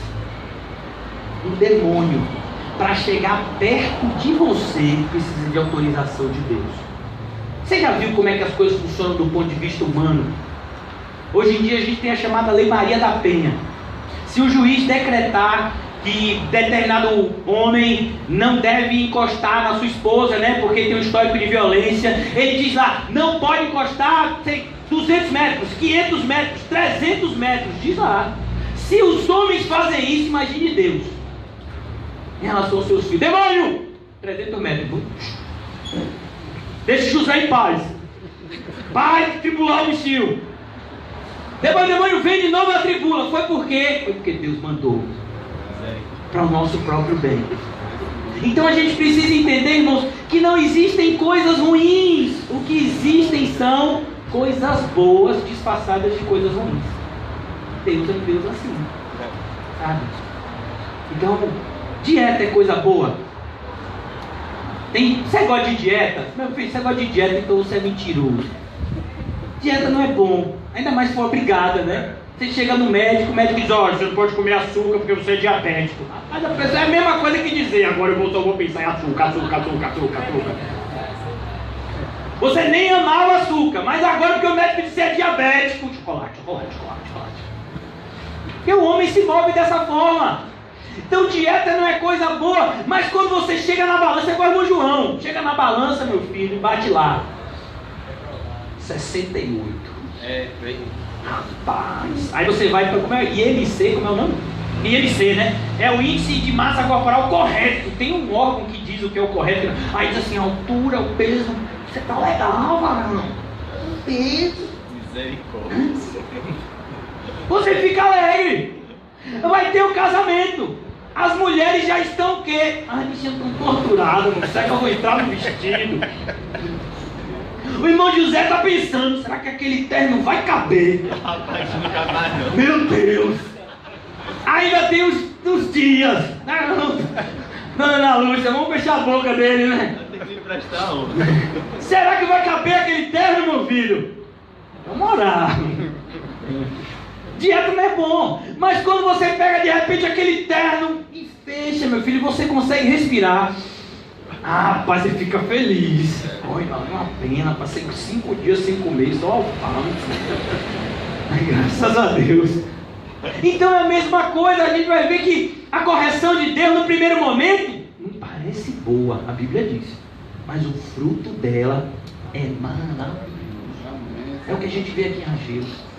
O povo tomou um chocalhão assim, que não foi bom. Mas olha o fruto que gerou. A comunhão que deu com Deus que eles começaram a ter. A obra de Deus começou a crescer. E Paulo vai dizer que a obra de Deus é algo tão bonito que ele ficava dividido. Ô irmão, eu quero calar a boca, mas aqui não estou conseguindo. Olha comigo. Paulo, ele vai dizer assim. Paulo foi no terceiro céu. A gente não está falando de uma pessoa que teve, ele não teve só esse conhecimento acerca do céu. Ele foi ao terceiro céu, 2 Coríntios fala isso. Imagine, ele viu o terceiro céu. Meu irmão, se um de nós visse o terceiro céu, talvez a gente estivesse dizendo, Deus, me leva. Paulo foi ao terceiro céu, mas mesmo subindo ao terceiro céu, ele disse, eu fico dividido. Porque eu sei que morar com Cristo é maravilhoso lá no céu. Mas ver a obra de Deus sendo feita aqui na terra é maravilhoso também. Eu estou dividido de um e de outro lado. Eu não sei se eu vou logo para o céu, porque pelo menos lá não tem esse negócio de pecado, de carne. Mas ficar aqui na terra e ver Deus me usando e usando seu povo para alcançar multidões é maravilhoso também. Ele diz, de um e de outro lado, eu estou em aperto. Imagina, irmão, Paulo compara o crescimento da obra de Deus com o céu, para você ver como Deus diz, a festa no céu quando um pecador, você já imaginou? Você olha Paquinho aqui, ó, sentadinho. Imagine no céu legiões de anjos batendo lá, fulano se converteu. Eu não estou dizendo se batizou, orou, essas bobagens, eu estou dizendo se converteu de verdade. O céu comemora cada filho de Deus que desperta para o reino do seu Pai. Porque mesmo que você tenha sido predestinado, em algum momento você vai ter que ser chamado. E aí você vai ser justificado e você será glorificado. Então, nesse momento do chamado eficaz de Deus, a Bíblia diz, a festa no céu. Todo um pecador se arrepende. Olha que maravilha. Como é que a gente não vai se alegrar? Como é que a gente não vai desejar o crescimento de Deus? Como é que você não vai querer cooperar com o crescimento de Deus? Como é que você não vai cooperar? Você vai ser participante da obra de Deus. A obra de Deus que está salvando milhões de pessoas hoje. Você vai fazer parte disso. Isso é maravilhoso. Sabe? Foi isso que influenciou essas pessoas. Aqui na época de Ageu, não foi simplesmente um homem falando coisas duras de se ouvir. Foi um homem de Deus falando da parte de Deus, para o povo de Deus, a mensagem de Deus que santifica o seu povo. Amém. Que o Senhor faça a mesma coisa conosco. Vamos orar. Senhor, muito obrigado, Senhor, por tudo. Eu quero mais uma vez te pedir perdão. Eu quero te suplicar, Senhor, que o fogo do Espírito Santo seja reacendido, Senhor, no nosso interior. Ajuda-nos, meu Pai, a nos arrepender e a voltar ao primeiro amor. Ó Deus, que o Senhor nos lembre onde caímos. Qual foi o momento, Senhor, em que deixamos de colocar o Senhor como prioridade e começamos a buscar, Senhor, a painelar as nossas casas, Senhor. Qual foi o momento em que te tiramos do centro da nossa vida e colocamos as nossas necessidades, Senhor, no lugar. Nos desperta, Senhor, como fizeste com essa geração na época de Ageu, Senhor, e nos coloca, Senhor, no teu serviço como teus servos, porque não existe nada mais lindo do que aquele que leva as boas novas. Nos ajuda, meu Deus, a sermos participantes da obra de Cristo aqui na terra, Senhor. Nos ajuda, Senhor, a sermos pedras vivas. Uma igreja que se move na direção do cabeça, que é Cristo, e da ordenança que Ele nos deixa. Nos ajuda, meu Deus, a deixar de lado todos os nossos sonhos e desejos e nos entregarmos, Senhor, mergulhando nos seus sonhos e no teu desejo, Senhor, que é alcançar o mundo inteiro com a tua mensagem. Não permita, Senhor, que nada roube aquilo que deve ser dado só a Ti, Senhor. A adoração e o amor sincero em primeiro lugar. Nos ajuda, Senhor, a sermos cristãos verdadeiros, que adoram o Pai em espírito e em verdade, que amam a Deus acima de todas as coisas e ao próximo como a si mesmo, Senhor. Nos ajuda, Senhor. Que o Teu Espírito de graça, Senhor, invada os corações nessa manhã e nos coloque, Senhor, como essa geração de Ageu, com as nossas mãos na massa, Senhor, para que a tua obra seja feita com excelência e diligência, Senhor. Não do nosso jeito, Senhor, mas do teu jeito. É assim que nós oramos, em nome de Jesus. Amém e graças a Deus. Amém, irmãos? Nós vamos ceiar. Enquanto os irmãos estão louvando, eu peço a vocês que estejam confessando seus pecados diante de Deus. Esse é um momento maravilhoso que nós temos aqui no louvor preparatório para a ceia. Então, enquanto estiverem louvando os irmãos, esteja confessando os seus pecados diante do Senhor, pedindo perdão, e então se levante, tome do pão e do cálice, direcionado pelo Espírito Santo, e espere o momento da gente ceiar de forma unida.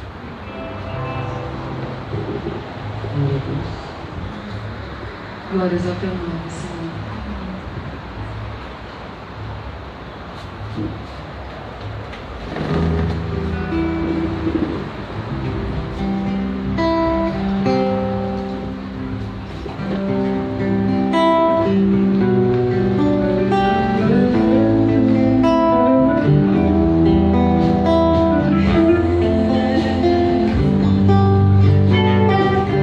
Tu és soberano.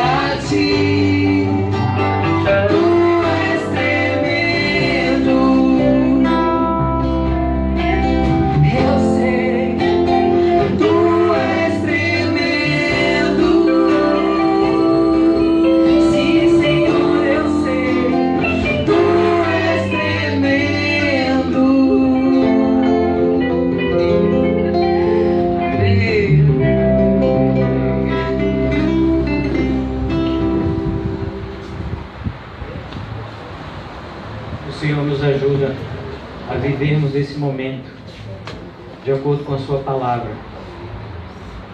E ele diz, através da vida do apóstolo Paulo, ele nos ensina como devemos cear. Pois eu recebi do Senhor que eu também vos entreguei, que o Senhor Jesus, na noite em que foi traído, tomou o pão e logo após haver dado graças, o partiu e disse: isto é o meu corpo, que é dado por vós, fazei isso em memória de mim.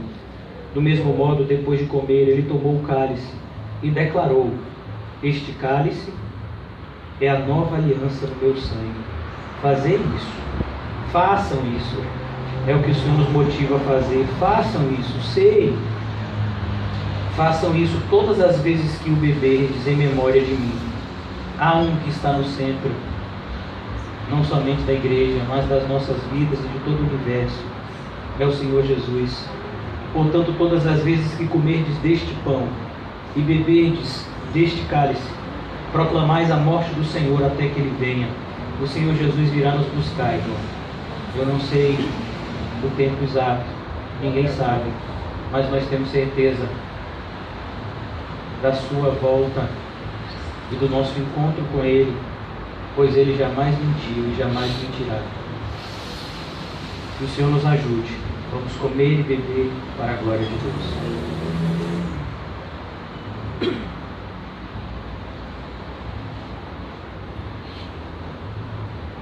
Obrigado, Senhor, por essa demonstração tão grande do Teu amor, entregando a Tua própria vida, Senhor, por nós pecadores. Nos ajuda agora a viver, Senhor, para a Tua glória. Em nome de Jesus. Amém e graças a Deus. Irmãos, eu sei que a hora já está avançada, mas eu gostaria, antes da gente ministrar a bênção apostólica, de fazer uma oração pelos enfermos. Amém? Eu queria convidar aqui o nosso irmão José Doriedson. Olha, tá vendo? A gente fica chamando ele de Arara, mas é José Doriedson. Vamos orar aqui. Vamos orar aqui por ele. E ele vai ser como um exemplo de todos os outros irmãos que nós vamos estar orando. Tem a nossa amada irmã Osana, que continua na Itália, fazendo tratamento contra o câncer. Nós temos o nosso irmão Pepe, que está lá no hospital, também fazendo tratamento contra o câncer, mas em especial agora ele teve esse episódio, né, no pulmão dele. O nosso irmão aqui luta contra uma enfermidade muito séria, mas que Deus tem dado graça a ele estar aqui com a gente. E todos vocês aí que passam por alguma enfermidade, que vocês se sintam também alcançados por essa oração. Vamos orar. Ó Pai, a Tua palavra nos ensina a nos compadecermos, Senhor, do nosso próximo. Perdoa, meu Deus, a nossa insensibilidade. Muitas vezes estamos como essas pessoas da época do profeta Ageu, que o Senhor exortou, tão preocupados conosco mesmo, que nos esquecemos da Tua obra e do amor que devemos ter com nossos semelhantes, Senhor. Mas que isso seja corrigido, Senhor, nas nossas vidas a partir de hoje. Nos ajuda a amar aqueles que o Senhor tem enviado para que nós os amemos. E em especial oramos pela vida do nosso irmão José Doriedson, que o Senhor possa abençoar ele, Senhor, com a Tua graça, fazer, Senhor, a Tua face resplandecer sobre ele. Oramos pela cura física, mas acima de tudo oramos pelo crescimento espiritual dele, Senhor.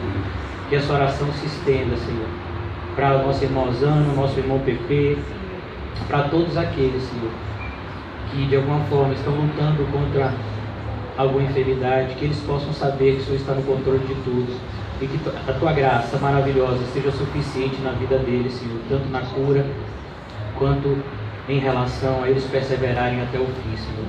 Ajuda-os, Senhor, ser com eles nesse momento e em toda a vida, Senhor, aqui na terra e finalmente no céu, onde passaremos a eternidade. E nos ajuda, meu Pai, a sermos uma igreja amável, que aprendeu a amar o próximo como a si mesmo, Senhor.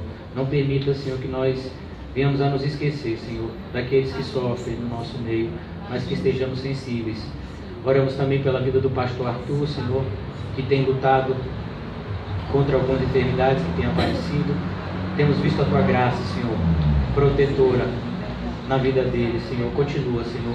Opera a tua graça na vida deles, Senhor, e que tudo aconteça segundo a tua boa vontade, que é boa, perfeita e agradável. Muito obrigado, Senhor, pela tua demonstração de amor, dia após dia por nós, e que nós possamos fazer a mesma coisa em relação ao nosso semelhante. Em nome de Jesus, amém e graças a Deus. Amém, meu filho? Você é amado. Amém? Amém. Pode se sentar. Agora a gente chegou ao momento de passar vergonha. A nossa amada irmã Maria fez aniversário e ela vai vir aqui na frente para a gente orar por ela. Essa é ali, aquela ali, Maria ali. O nome dela é Maria. Ó, venha para aqui. A irmã Adriana vem aqui orar por ela. Amém? Amém. Deixa eu abençoe, meu irmão. Que Deus parabéns ontem, foi hoje de novo. Deixa eu abençoe. Pega aqui o microfone. Deixa eu aumentar para você. Vai. Não, é isso. Aí. Nosso Deus, nós queremos te engrandecer pela vida da nossa irmã Maria, Senhor. Por todos os nossos irmãos aqui, espalhados pelo céu, Senhor. E pedir, ó Deus, que a tua graça e a tua misericórdia, Senhor, seja com ela, para que ela possa, ó Deus, cumprir o propósito que o Senhor chamou aqui nesta terra, Senhor. Não sabemos se vistos por homens ou de forma invisível, mas sabemos que todos nós fazemos parte de um corpo e temos a importância e um papel num corpo, Senhor. Eu peço que o Senhor ajude a Dona Maria a cumprir o papel dela, como a mim e a todos os irmãos, Senhor, sem nos preocuparmos em agradar homens, mas a Deus, Senhor, amém, que é que Ele nos regimentou. Em nome de Jesus, amém. Graças a Deus. Amém, irmão? Graças a Deus. E agora vai chegar a parte de José trazer uma mensagem da parte de Deus. Glória a Deus. Conosco para suas casas. Amém. Amém, irmãos? Que o amor de Deus o Pai e as doces consolações do Espírito Santo e a graça maravilhosa, ela é maravilhosa, do nosso Senhor Jesus Cristo esteja sempre conosco. Nós temos uma salva de palmas ao Senhor. Diga ao seu irmão, é estreito o caminho, mas fique tranquilo, Ele te leva para o céu. Amém?